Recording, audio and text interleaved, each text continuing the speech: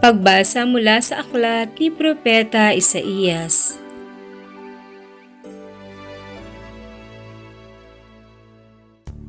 Sa bundok ng Sion, aanyayahan ng Panginoon ang lahat ng bansa.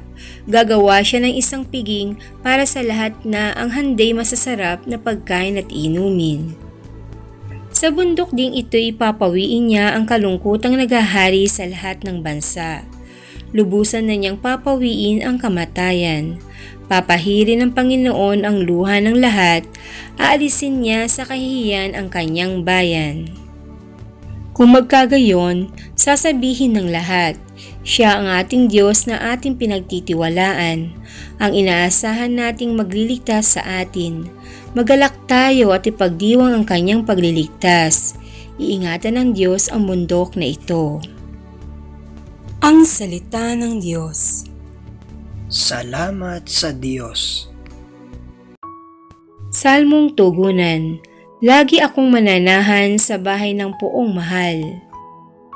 Panginooy aking pastol, hindi ako magkukulang.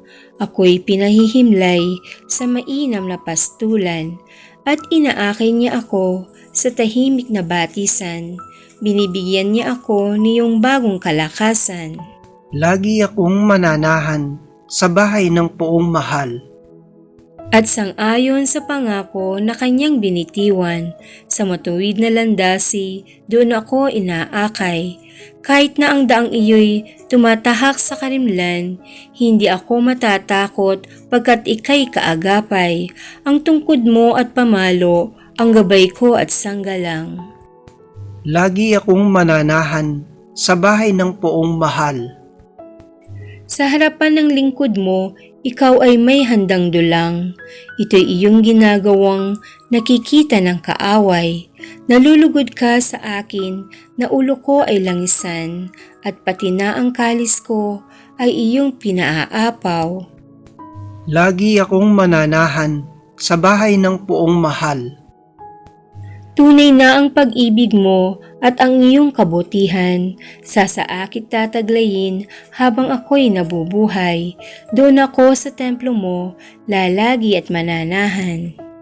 Lagi akong mananahan sa bahay ng poong mahal.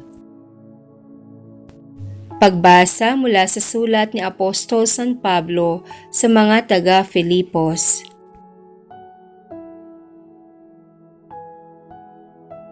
Mga kapatid, naranasan ko na ang maghikahos. Naranasan ko na rin ang managana. Natutuhan ko na ang sikreto kung paano masihan sa anumang kalagayan sa buhay. Ang mabusog o ang magutom, ang managana o ang maghirap. Ang lahat ng ito'y magagawa ko dahil sa lakas na kaloob sa akin ni Kristo. Gayunman, ikinagagalak ko ang ginawa ninyong pagtulong sa aking mga paghihirap at buhat sa hindi mauubos na kayamanan ng Diyos, ibibigay niya ang lahat ng inyong kailangan sa pamamagitan ni Kristo Jesus. Purihin ang ating Diyos at Ama magpakailanman. Amen. Ang salita ng Diyos. Salamat sa Diyos. Aleluya, aleluya! Diyos Ama ni Hesukristo, kami ay liwanagan mo at tutugon kami sa iyo. Aleluya, aleluya! Ang mabuting balita ng Panginoon ayon kay San Mateo.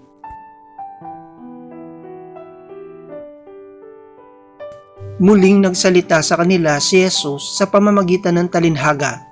Sinabi niya, "Ang kaharian ng langit ay katulad ng isang haring nagdaos ng isang handaan para sa kasal ng kanyang anak na lalaki. Isinugo niya ang kanyang mga lingkod upang tawagin ang mga inanyayahan, ngunit ayaw nilang dumalo. Muli siyang nagsugo ng ibang mga lingkod at kanyang pinagbilinan ng ganito, 'Sabihin ninyo sa mga inanyayahan na nakahanda na ang mga pagkain, napatay na ang aking mga baka at mga pinatabang guya, at handa na ang lahat. Halina kayo, ngunit hindi ito pinansin ng mga inanyayahan. Sa halip, pumunta sila sa kani-kanilang lakad, May nagpunta sa kanyang bukid at mayroon namang nag-asikaso ng kanyang negosyo. Sinunggaban naman ng iba ang mga lingkod, hinamak at pinatay.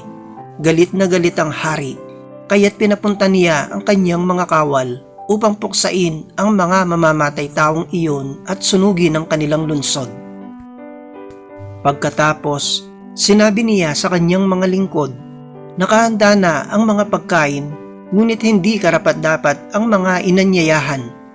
Pumunta kayo sa mga lansangang matao at inyong anyayahan sa kasalan ang lahat ng makita ninyo. Pumunta nga sa mga pangunahing lansangan ang mga lingkod at isinama nila ang lahat ng kanilang natagpuan. Masasama't mabubuti at napuno ng mga panauhin ang bulwagang pangkasalan. Pumasok ang hari upang tingnan ang mga panauhin. Nakita niya ang isang taong hindi nakadamit pangkasalan. Tinanong niya ito, "Kaibigan, bakit ka pumasok dito nang hindi nakasuot ng damit pangkasalan?" Hindi nakasagot ang tao, kaya't sinabi ng hari sa mga lingkod, "Talian ninyo ang kanyang kamay at paa at itapon siya sa kadiliman sa labas. Dooy mananangis siya at magngangalit ang kanyang mga ngipin." Pagkatapos nito'y sinabi ni Jesus, "Marami ang tinatawag, ngunit kakaunti ang pinili." Ang mabuting balita ng Panginoon. Pinupuri ka namin, Panginoong Hesukristo.